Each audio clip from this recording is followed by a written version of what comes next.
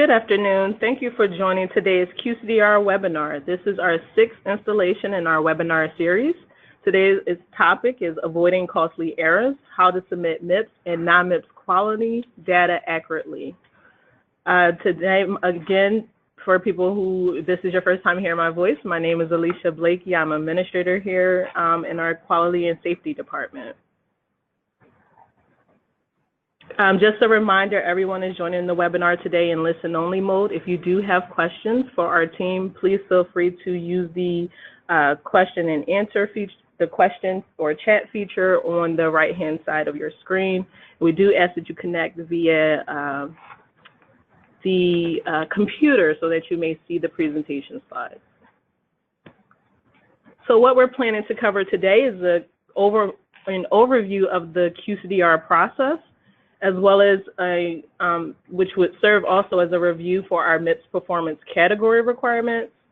We will touch base because today's focus is avoiding costly errors. We will spend a good amount of our time on data submission tips, and then we have some key takeaways.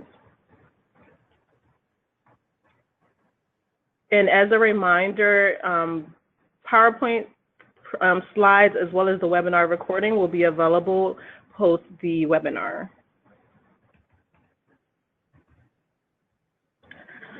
So here are the registries that support our QCDR process, or Qualified Clinical Data Registry. The ACR's National Radiology Data Registry is a CMS-approved QCDR for the MIPS reporting year for 2017. This registry reporting option is one of several available participation methods for MIPS. And just to give you a little bit of context about what a QCDR is a CMS-approved entity that collects medical and/or clinical data for the purpose of improving the quality of patient care. Because our focus is very much on improving overall quality of care and not necessarily just focused on reporting, QCDR data must include patients across all payers, not limited to Medicare beneficiaries. So in essence, by using the QCDR, you have an opportunity to participate in the MIPS program. And then radiologists, the reason why you're interested in doing this and joining today's call is because your radiologist or your physician groups will avoid a negative payment adjustment for not reporting to the MIPS program. And unlike PQRS, there is a potential under MIPS for you to earn a positive or incentive payment for going above and beyond the quality goals set forth under the MIPS program.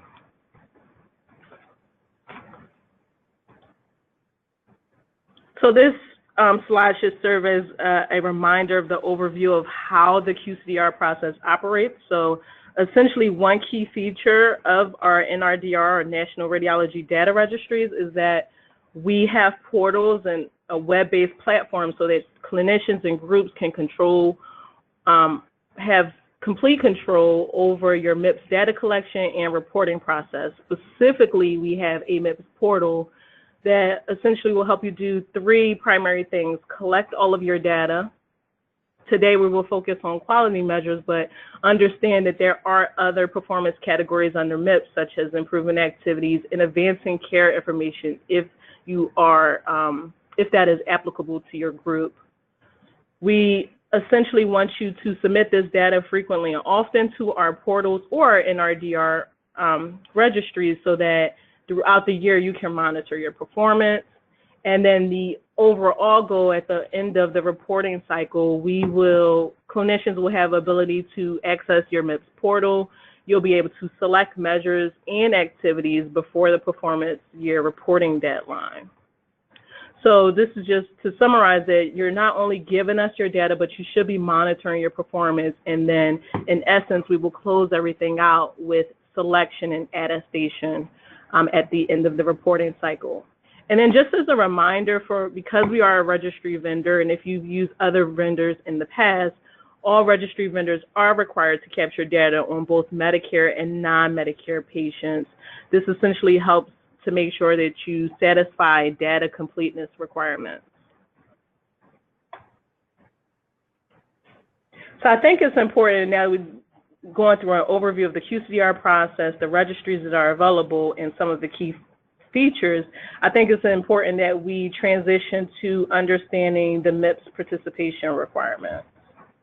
So essentially, if you are participating in our NRDR data registries, they have existed long before MIPS or PQRS reporting.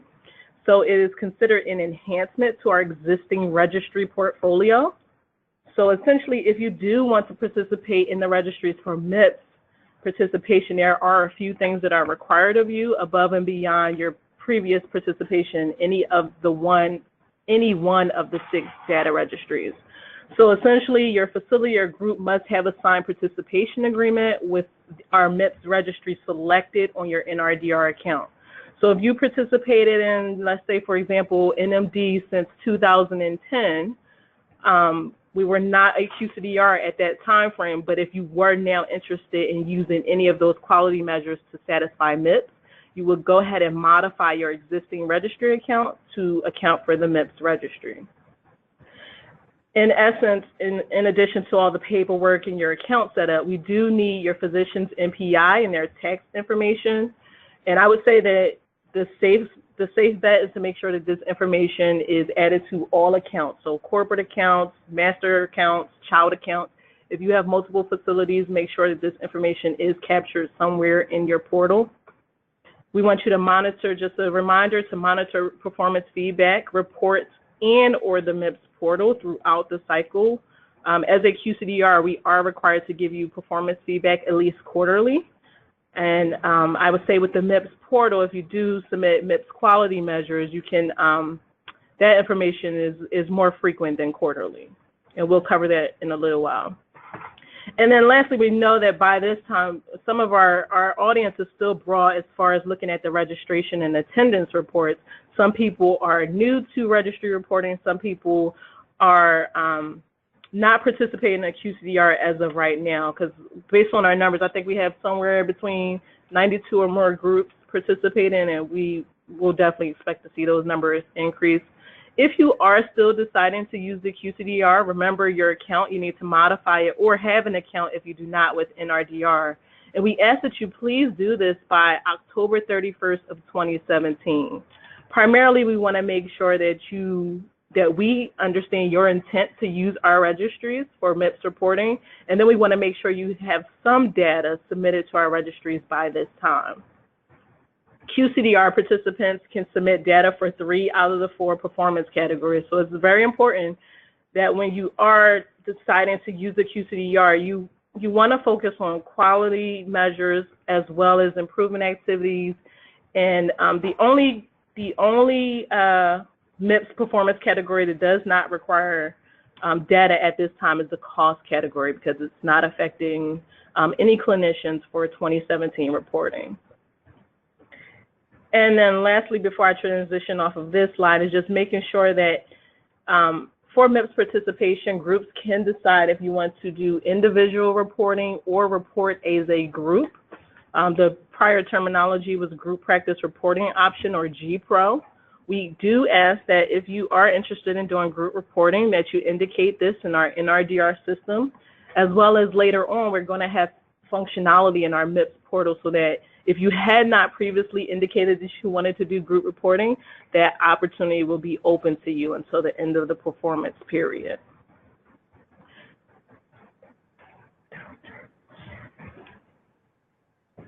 And then just one last thing for group reporters, if you are reporting as a group, all of your data will be aggregated at the 10 level, and all of physicians that bill for your tax ID number would get credit or earn credit for any data that you submit for any of the MIPS performance categories. Keeping in mind, you will get 1 MIPS final score and you will get 1 payment adjustment for all of your physicians. If you have groups that do have multiple tax ID numbers tied to the clinicians, we ask that you capture that information in NRDR, and then we also want you to be aware that each tax ID number and NPI combination is assessed by CMS differently. So 10-1 may have 5 measures and 10-2 may only have 3 measures. We want to make sure that both 10s are meeting the requirements. So we talked a little bit about timelines, in our previous webinar, so this is a slide that looks very familiar to those that have joined us for more than one webinar. October 31st is the deadline where you need to let us know your intent to use the registry. If you've already submitted MIPS registry on your registration, there is nothing more that you need to do besides start submitting data. So what this means is that if we get to November 1st, or we get to the end of December, we're not able to accept any new registrations for MIPS participation, just because we need to be making sure we spend time verifying all the data that's coming into the various registries. November timeframe is when we want to make sure that every account has physicians and text ID information provided, as well as we will be messaging any facilities that have missing information. January 31st, this is a core deadline. This is the deadline where all QCDR participants must submit your final data to the registry. So if you're participating in one of the six data registries or just submitting your MIPS quality data, we ask that you wrap up that process by January 31st. March is when your MIPS reporting fee will be due, and then March 31st is actually the last day where ACR, as a QCDR, we will submit your data to CMS for MIPS submission. This question came through on previous webinars and through my email. Just a reminder that CMS only sees your quality data one time per year. We will start submitting data early March. March 31st is the worst case scenario. We don't want a lot of submissions at that time, so we'll start early March to make sure that we give sites enough time to look at your full complete year's worth of data from January 1 through December 31st. So just keep that in mind. We are not submitting any data by March 31st. That's the last day.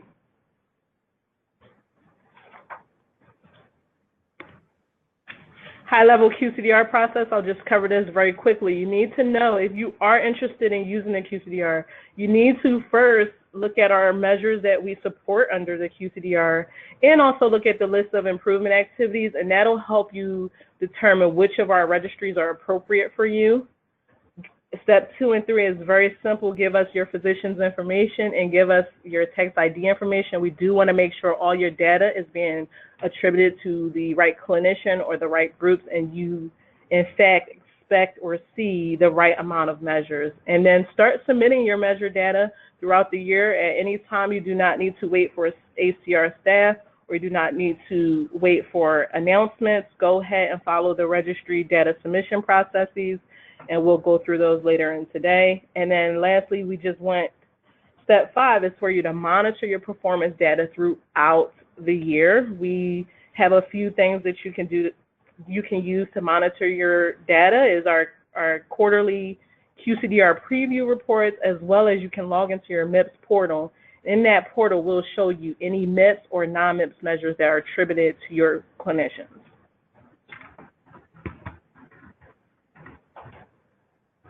So sorry if I went through that a little bit quickly. Some of the key concepts I will reiterate throughout today's presentation. So we'll look at the MIPS performance categories just as a reminder for those who are joining us for the first time or may be unfamiliar with the MIPS program. Essentially, clinicians or groups will get a payment adjustment based on performance in these 4 categories: quality, cost, improvement activities, and advancing care information. To satisfy MIPS requirements, clinicians and groups, as a reminder, can use the QCDR to report 3 out of the 4 performance categories. And then we'll cover this in future slides, but the 4th category, cost, will be weighted to 0% for 2017, but your groups will still get feedback on any cost information that has been attributed to your group. So keep that in mind. Cost is not going to affect your performance score in any way, but you will get feedback from CMS. This next slide is just trying to summarize everything all together. There are 4 MIPS performance categories. If you are a patient-facing or a non-patient-facing clinician, that does factor into your MIPS final score, as well as points that are available for each of the categories.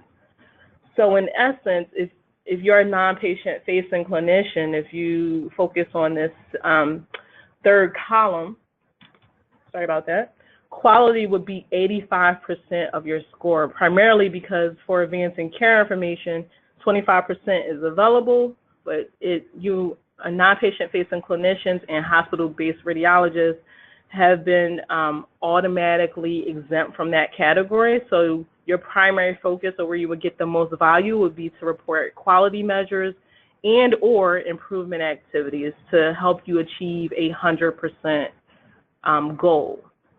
Each performance category does have points that are available. So for quality, you would have 60 points available, and for improvement activities, you would have 40 points available. I would just have one caveat that I could spend probably a whole nother hour on how points are assigned in the scoring for each of these categories, but that's not the focus for today's webinar. Just know that points are assigned based on CMS benchmarks and performance thresholds.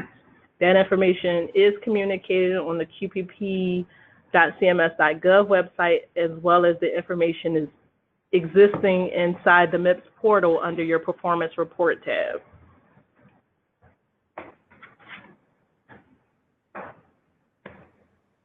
So there's a lot of detail within each of the 4 performance categories. Very quickly, I'm just going to let you know that for the quality performance category, your group is going to be able to achieve 60 points. Each quality measure will earn anywhere from 3 to 10 points per measure. And of these measures, at least one of the measures must be an outcome measure or a high priority measure if an outcome measure is not available. And there are bonus points if you do go above and beyond the one outcome measure or one high priority. You can earn anywhere from 2 to 1 bonus points per measure. So keep that in mind. If you do, for any particular reason, your radiologist does not have 6 quality measures, please do report all that you can. If you have 1 measure, 2 measures, or 3 measures, go ahead and give us the data so that you can get some credit for the measures that you're able to report on. Improvement activities, this is a new category. Essentially, clinicians can earn 40 points. So remember, our goal is to achieve 100 points. And so you could get 40 points just for doing improvement activities. There are 93 activities that are categorized and labeled as medium or high-weighted activities. For this category, it is a simple attestation. Did you complete the activity for at least 90 days? We will collect this information in our MIPS portal to make sure that we have packaged all of your measures and your improvement activities for CMS submission. In this category, it is important that we focus on, there are different points assigned to the different category weights based on if you're a patient-facing or non-patient-facing clinician. I would say most of our radiologists are either in a small rural practice or non-patient facing. You would earn double the points, meaning you would either do 1 high-weighted activity to earn 40 points or 2 medium-weighted activities to earn the full 40 points. Again, activity selection and attestation of did you complete these activities for at least 90 days will be captured through our MIPS portal. Advancing care information, this is, like I said, reporting for this category is optional, but as a QCDR, we do have the role of making sure that if you are required to participate in this category, we have to collect your measures that are applicable to advancing care information. Essentially scoring, there are scoring and points that can be earned for this category. It's capped at 100%. There is a base score, a performance score, and then bonus scores. You must do all of the requirements under base score before you can earn a performance score. And then I would just say that, of course, for this category, it's meant to replace the meaningful use program, so clinicians must use a certified EHR technology to be successful in this ACI category.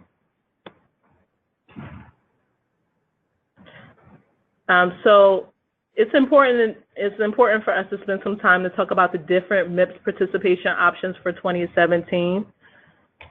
For our QCDR participants, we do want to make sure that you are aware of the flexibility because this is the first year of the MIPS program. If you report at least one quality measure, you will avoid a negative payment adjustment. So it's important that you submit some data, and let's not ignore the MIPS program altogether. And then if you start submitting that quality data or improvement activities, if you submit your quality data for at least 90 days or more, you have the potential to earn a positive payment adjustment. So please do keep that in mind for full participation. It could be anywhere from 90 days to a full year. For our QCDR participants specifically, we want to make sure, we do want to encourage you to participate for the full year if possible.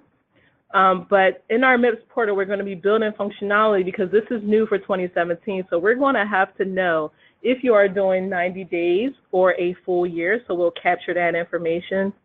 It is a caveat to this. If you do decide to do 90 days for participation, we do ask that you give us data from October through December.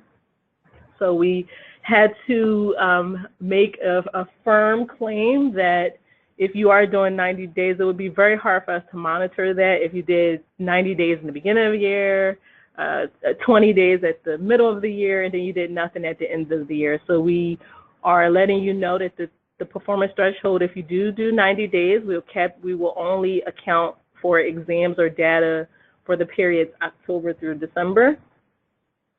And then a few other things on performance periods and data completeness. For your data completeness, at least 50% of data is required for your measures to be scored, and then all of your quality measures must have an overlapping performance period for all to count per CMS. So what that means is that for each of your quality measures, each of them will have to have the same 90-day performance period. And that may generate a lot of questions. So as a reminder, please do submit your questions through chat. My ACR colleagues are here to assist while I'm speaking. Anything else I want to say about that before I move on?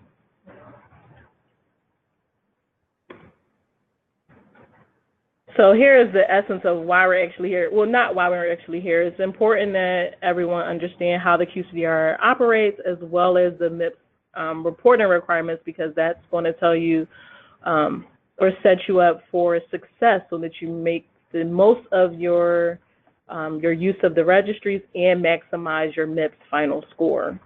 So QCDR participants, this should be a review. You have the ability to report MIPS and non-MIPS quality measures.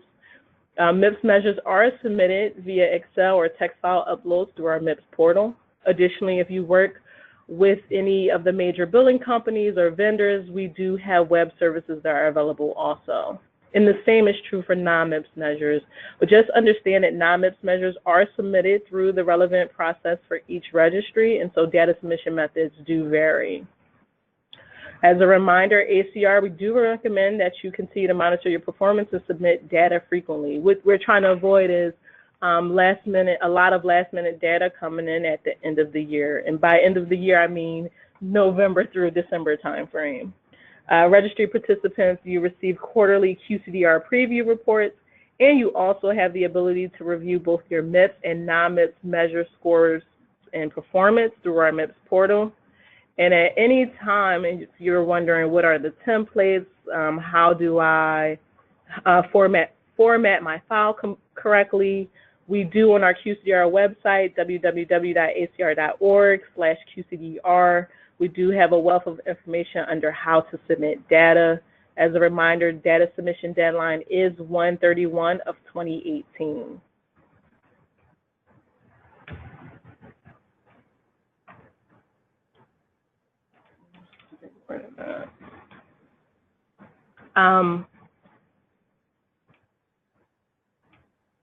Sorry, and then just before I focus on the different measures that are available for the registries, on that last slide, I spent a lot of time talking about the data submission for the MIPS and non-MIPS requirements. As I mentioned, as a QCDR, we will collect your improvement activities and ACI information.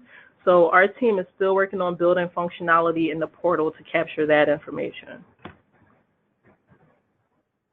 So this is a reminder to some, if this is your first time joining our webinar, we do have MIPS and non-MIPS measures that can be available for reporting. Each of the data registries has quality measures, and you can see how many measures are available per registry if you're participating. And then you do have the opportunity, if you're not in any of our NRDR registries, you can just use the MIPS quality measures to satisfy your MIPS participation. Under the MIPS quality measures, we have about 56 measures that you can select from. So we're talking anywhere from 56 to 80 measures that are available for radiologists. But we do understand that based on your specialty, based on the services that you provide, that number may be a lot less. But the goal is to report at least 6 quality measures. So here is an example. We do have documentation on our QCDR website on the MIPS measures that are available for reporting. This is a screenshot of that measure list. Essentially, we have a measure list for each of the radiology specialty areas, and diagnostic radiology is what's showing here. So some of these measures may be very familiar to the audience. We will need to capture this information in the MIPS portal.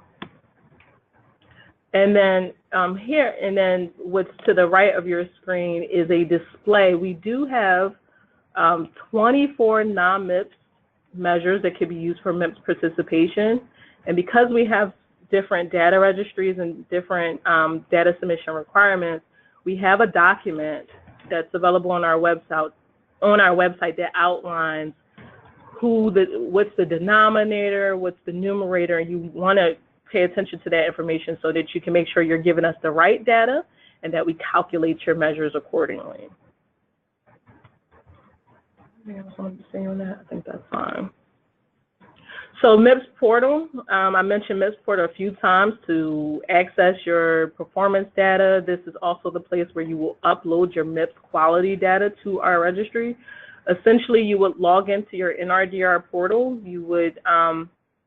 You need to log in with your user credentials. So if you're a facility administrator, please log in with that information.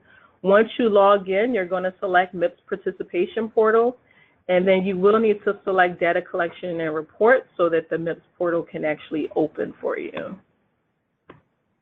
Here is a screenshot of kind of the NRDR interface. After you do click on MIPS Participation Portal, you do need to select Data Collection and Reports, and then it's going to take you to the MIPS portal homepage where we outline all of the MIPS requirements. You can see the measures list, and then there's multiple tabs that you can navigate related to the performance report, uploading data, and then CMS submission. So I think it's important to focus on the MIPS measures, the MIPS quality measures. If you are interested in reporting just MIPS quality measures or some combination of MIPS and non-MIPS measures, here are all of the required data elements that are needed. Essentially basic information for your patients and your physicians, so the NPI, their tax ID information. We definitely need to know the exam date and time because this is quality improvement in reporting. And then we do need to know if your patient is Medicare or not, especially since we're required to capture data on all patients. And then the measure information that we need is, what measure is it? Is it measure 436? You need to tell us that. Your CPT or your procedure codes, your diagnosis codes, we definitely need that information so that we can, on our website, on our how to submit data, we give you template as well as a helpful resource, which is our file specifications. So please do keep that in mind. All of these fields are not required, but in the specifications document, we're going to tell you what's required, how to name your file, and what's the proper format. So this is an example of our MIPS data file specifications. They are available on our website and also through the portal, so you'll have access to this information. You want to make sure you name the file correctly and follow these guidelines on formatting. Just on a time check. Okay, I'll go a little bit faster. Another helpful resource that we do make available in the How to Submit Data section of our website is we do provide an Excel template of all of the 2017 MIPS measure codes. So we will give you all the CPT codes for each of the measures so that you can know what the current measure current CPT codes are for 2017. We give you, there are a few measures that do require diagnosis codes, so we give you that information. And then the most important is what's showing on your screen right here is the numerator codes that need to be captured in our MIPS portal, and you're probably capturing them through your RIS system.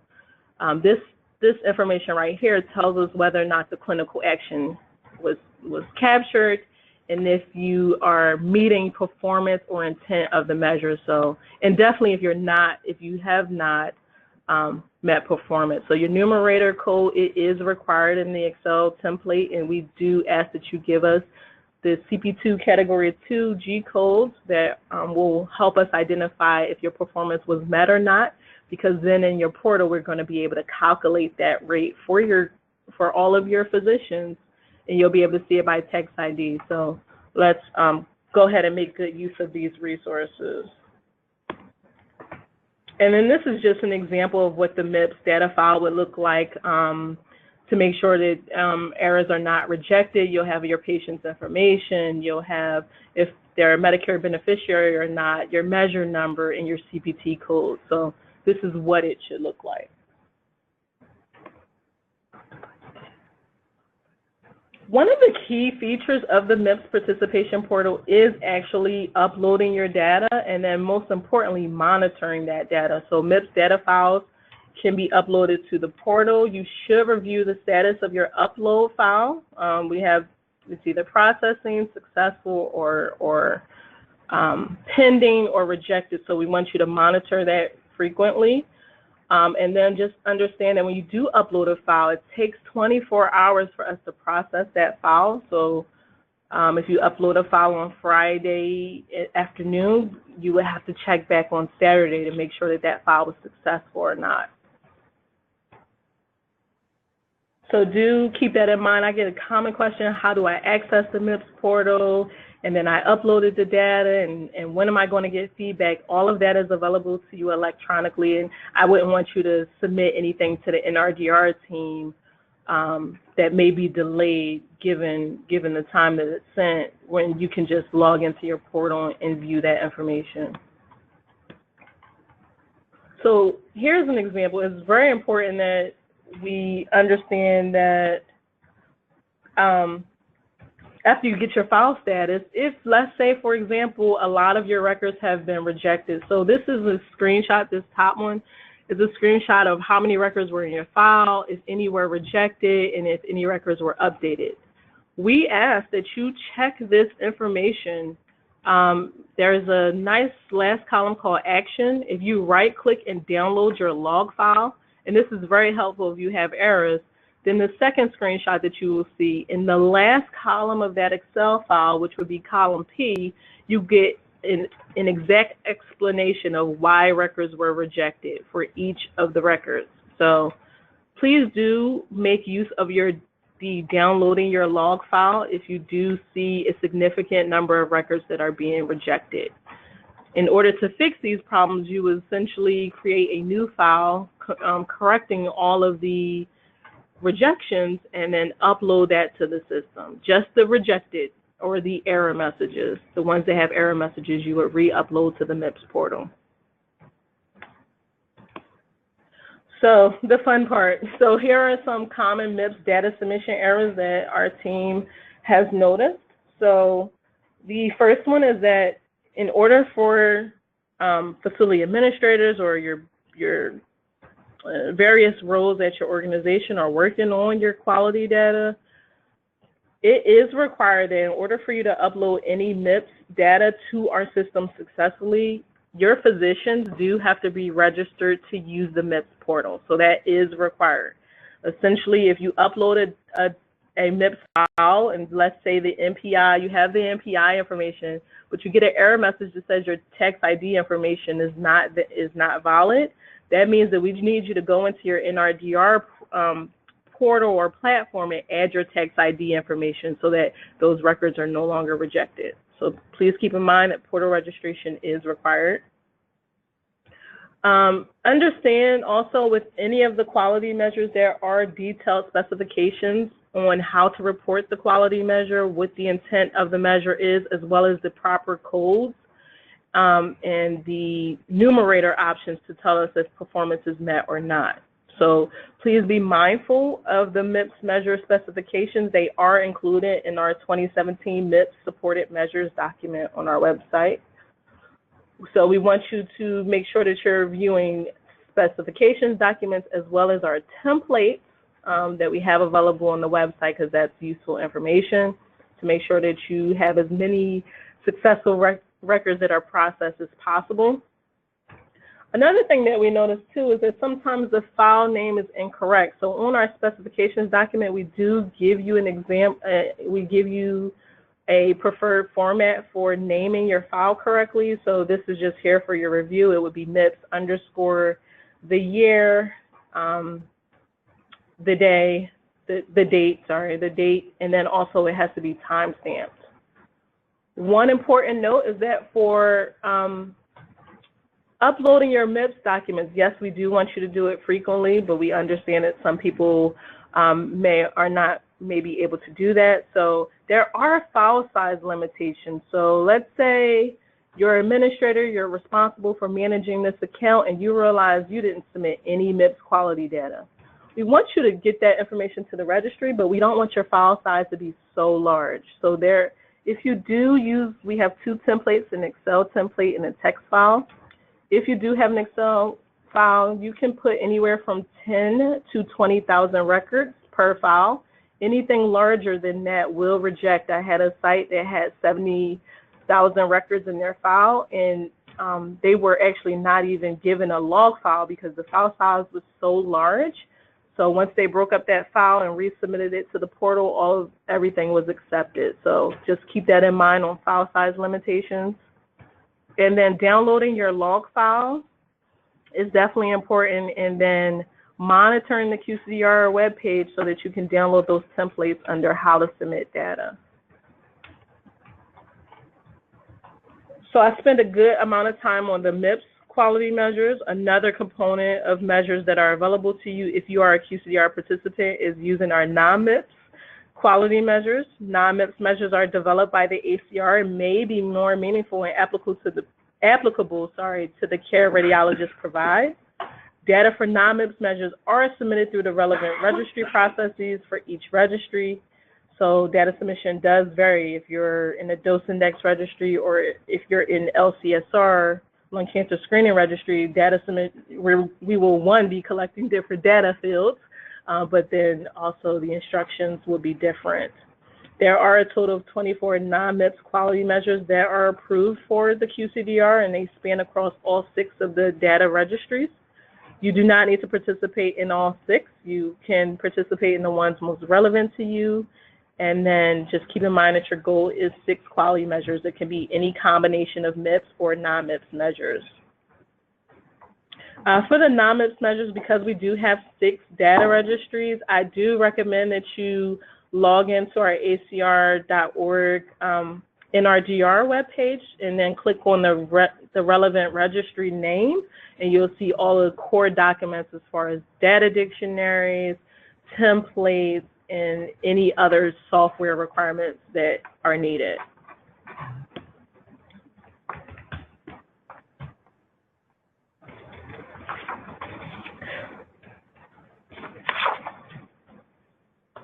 Okay, so there are a number of errors that could be identified if you're submitting MIPS or non-MIPS quality measures. If you're using the ACR registry or any other platform, there's always errors, but here are some top few errors that we identify for the non-MIPS measure data. One is that your registry, for your registration, your facility, you must register your facility or your physician group as well as the physicians. We have to capture that information for MIPS participation. So the QCDR process does not work if you do not have an NRDR account. So you do need that information, and make sure we have all of your paperwork as far as participation agreements and your physicians are accounted for. NPI intent information must be on all accounts. We do ask that you review the non-MIPS measure detail specifications. That's the document we reviewed previously. We have a number of information on all of the data fields that are required or not required and how we calculate your measures. So please do make use of that resource. It is about 40+ pages, but please do just navigate the pages that are relevant to the registry you have questions about. As a reminder, LCSR and NMD, National Mammography Database Registry, we do, for data purposes, we do require 2 years of data, so 2016 and 2017, to make sure that we account for the screening exams as well as the 12-month follow-up that's required to help us know more about the outcome of the measure. We want you to submit your data frequently and often. We do provide feedback for non-MIPS measures at least quarterly, but if you miss a quarter for any apparent reason, your feedback report will not be meaningful. So go ahead and give us as much data as possible. Start that process if you have not already. And we do realize there are a lot of sites that are submitting data to the various registries, and indicating MIPS participation is very important for that. Here are some registry level submission tips for the non-MIPS measures. As I mentioned, we do have 6 different data registries, so here are some tips that you can be aware of for each of the registries. For the CTC, just the CT colonography registry, just make sure that you are entering your data on a more frequently basis because it is manual. This is the only registry that has a manual data entry sort of web form that's required. So you don't want to be entering, 200+ cases at the end of the year. If you could just do it more frequently, that would be helpful. For the dose index registry, it does require that you have Triad software. We do need you to map your exam names and provide localizers or scouting imaging information so that we can make sure that you get access to the 3 quality measures that are available under the dose index registry. For GRID, this is a really important one. If you are participating in GRID, you can submit data a number of ways. If you are participating in MIPS, it is required that you give us exam level data. We understand that the system is designed to collect information based on facility forms, and we do collect your information at the facility level also, but those are for the participants that are not doing it for MIPS participation. If you are doing it for MIPS, we do need you to give us exam level data. For the interventional radiology registry, this is our newest registry. Definitely use the SIR, ACR structured report templates and HL7 messaging. And if you're working with any vendors like HiIQ, please go ahead and start submitting your data. It's a new registry, but we still need all your data to be submitted by January 31st of 2018.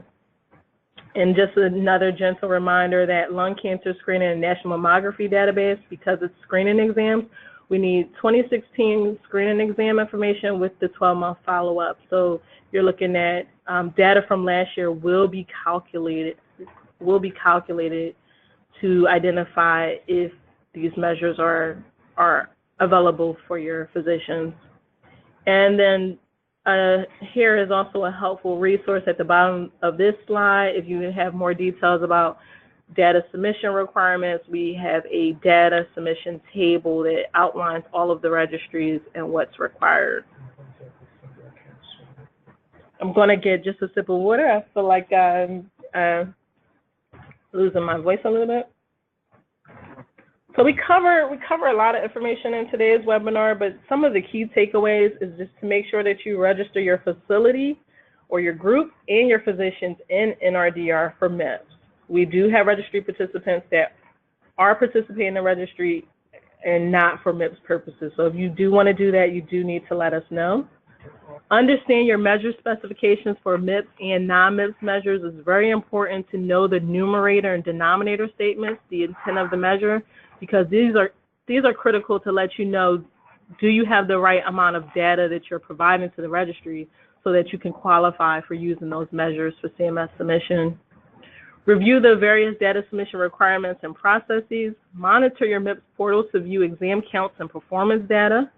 And then notify ACR of any discrepancies in data submitted to the NRDR or the MIPS portal. We do have a NRDR help desk, and so if you need to reach out to us, please use the help desk.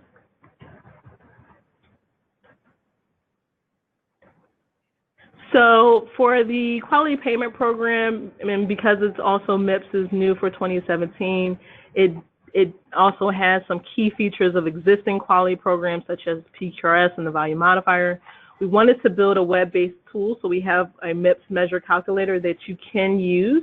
This tool helps practices understand the MIPS requirements for all 4 of the performance categories, as well as it's interactive, so you can select quality measures or improvement activities and tally the information so that you know what to report for 2017. Here's a few examples of some screenshots of what the calculator looks like. If you're on the quality page of the calculator, you'll see all of the requirements.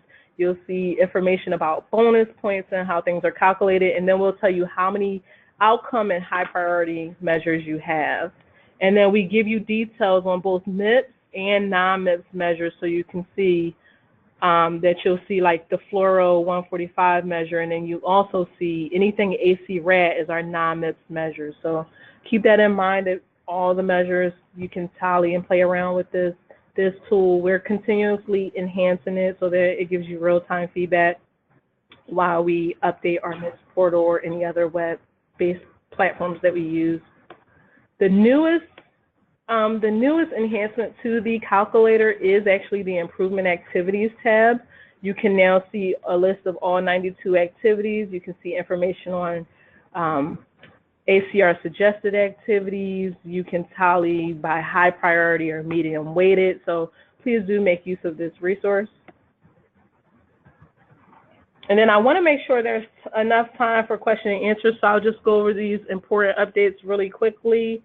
Your QCDR preview reports for Q2 will be available by the end of September, so if anyone's asking questions about that, hold off. For the MIPS portal or for your NRDR feedback reports, they're coming by the end of September. We are in the process with our developers on enhancing our MIPS portal so that we can collect improvement activities and ACI measure information if applicable, so that's coming soon. We will be also having a new look for our CMS submission tab in the MIPS portal. We definitely want to make sure that we provide more details on performance data, linking information about your benchmarks, high priority. We're really scaling that up a lot. If you participated in our QCDR last year, you understand that that page was very helpful in helping you. It may not have been as helpful as helping you identify which quality measures were better than the others for reporting, so we're going to be enhancing that. All of you may be aware, but if you're not, the 2016 results for the PQRS and value modifier programs have just recently been released through the quality resource and use feedback reports. So they are now available to you. You can go on the CMS website, and I included the link here. And if you do identify any discrepancies or would like to get more feedback or overturn a decision that CMS has made, you do need to do that by December 1st of 2017.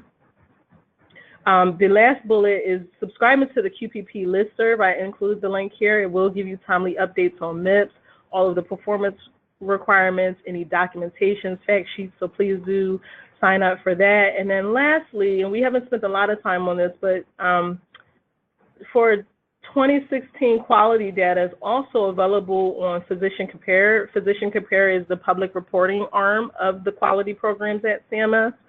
So essentially, back in, I believe, 2015, all QCDRs, registry participants, whoever, your data will be publicly available for consumers so that they can see your quality performance at the consumer level. So they are holding a webinar on the 28th of this month to talk about the quality measures that are going to be displayed on Physician Compare starting in December. So we haven't mentioned that a lot here, but any data that you do give us to the QCDR, it may be subject to public reporting.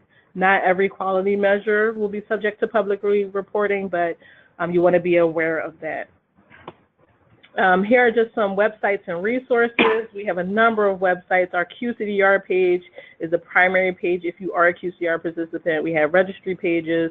We have our NRDR help desk, and then some of the core documents is definitely listed here for you. The participation checklist, the measures list, the data submission table, and improvement activities. And then if you need to, if this is your first webinar, or you want to share this information with any of your colleagues that were unable to participate, all of our past webinar recordings and slides are available on the website. And then this is just to save the date for our next webinar is in October. And if you all are also in October, we are having our ACR's Annual Quality and Safety Conference in Boston. If you're not registered, there's still time to do that. And I have included the links there for you. And then this is just our contact information that we share with everyone. We want you to use our NRDR help desk. You can also email us and contact us via phone.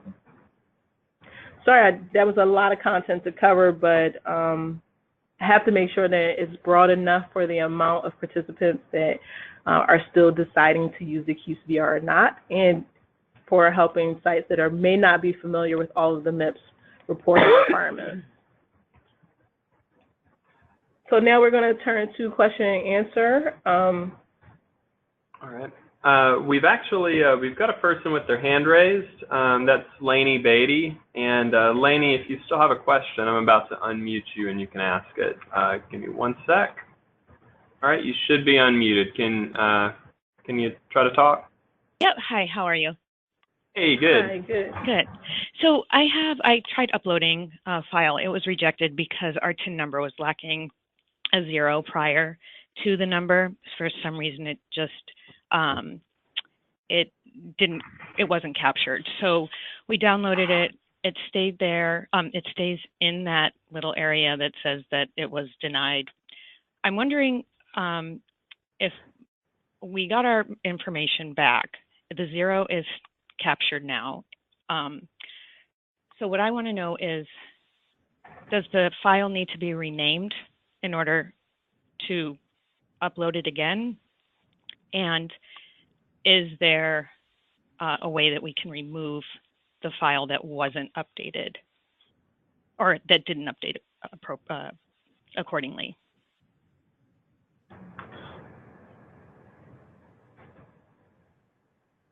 So the simple answer would be yes, please do give a new name to your second file. Because the naming convention, just go ahead, it's timestamped, so just go ahead and change the date feature on that. And then for removing a file, I'm looking at our IT manager. So right now we don't have a way to remove a file. You consider that as a new feature for the next release. So Lainey, what that means is that we wouldn't be able to delete that original file, but when you do upload that information using the new file, that information will be captured under, it should be successful since you now added the 0 to your 10, and then it should populate your performance report tab so that you can see how many exams, and then that's a good way to figure out if the exam count that shows in your performance tab, make sure it's not duplicating. Yeah, you do have to rename the file. Mm-hmm. Right. King, are you present? Oh, yeah. Okay. So we discussed this a little bit yesterday, but we can discuss this by ourselves at another time. I have more questions for you. Yeah, if you submit a ticket, then we can set a meeting. Sure. Yeah. Just send a ticket to us, Lainey. No problem. Great question. Thank you. Okay, we've got kind of a related question from Wendy Lomers.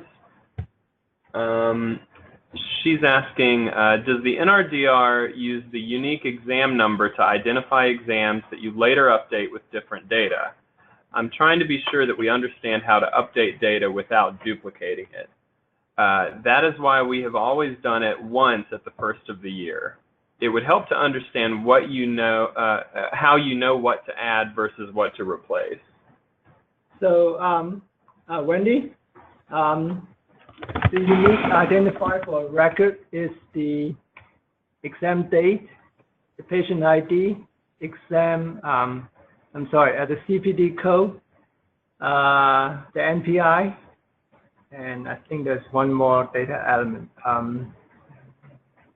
Did you say patient ID already? Patient ID.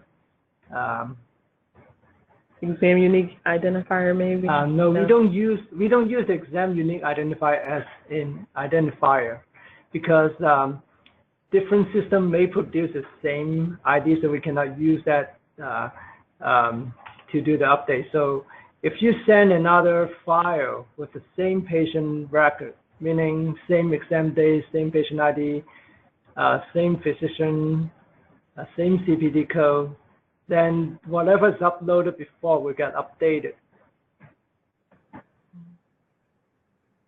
So with refresh and part of that status of your upload, you'll see records that are added. Okay, we've got a question from Deborah Fenton. Deborah's asking, if we do not report data for some radiologists, radiation oncologists, for example, that are in our group, will that reduce the score for the rest of the group? If you report measures that aren't related to those physicians, and you report 50% of all your data for the measures that you do submit across all physicians in the group, then it wouldn't matter. Great, thanks. We've got a hand raised, and this will probably be the last question we have time for. Looks like Mike Higgins has his hand up. I'm about to unmute you, Mike.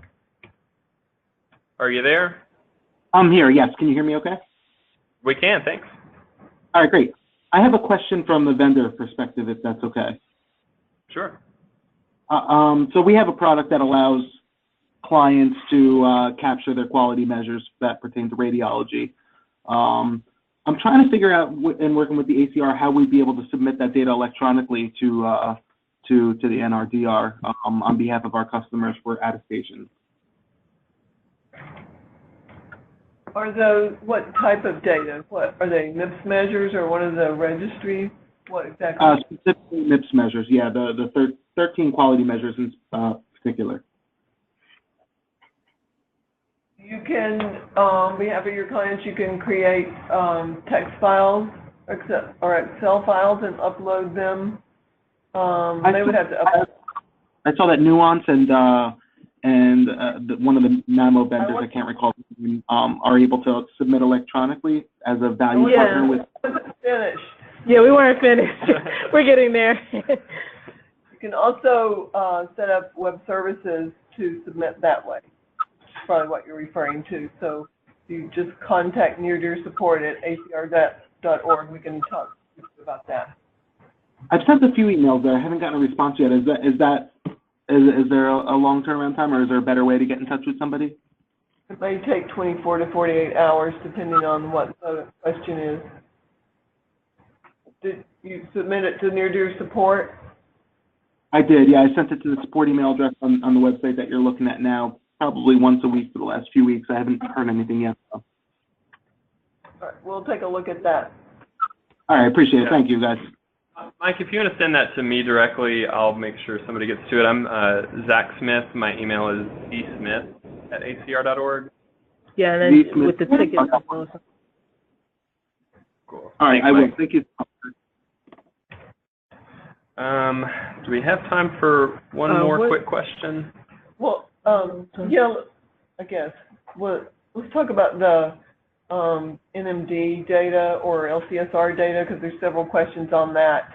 For the, as Alicia said, for those two registries, the measures are calculated based on an index exam in 2016 and allow for a 12-month follow-up period to get in confirmation of any tumor, so for outcome. So we have to allow a 12-month from any date, from any exam date, in order to calculate the measures. So if you can't get any data from 2016, for the 2017 performance period, we wouldn't be able to calculate those measures.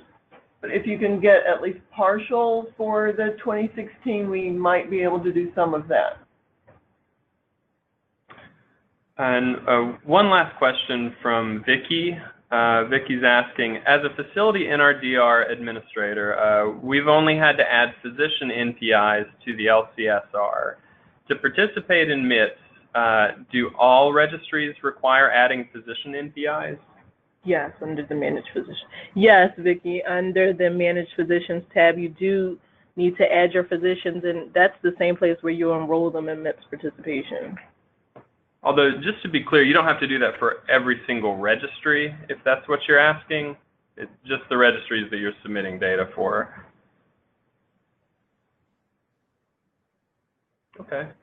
We're over time. Yeah, we're over time, so I think we'll close it up for now. Just want to say thank you for everyone that joined. If you have any follow-up questions, feel free to email us or use the NRDR help desk. That way we can generate a ticket number, and then multiple staff will see it and someone will respond. Thanks for joining, and please do join us for our October session.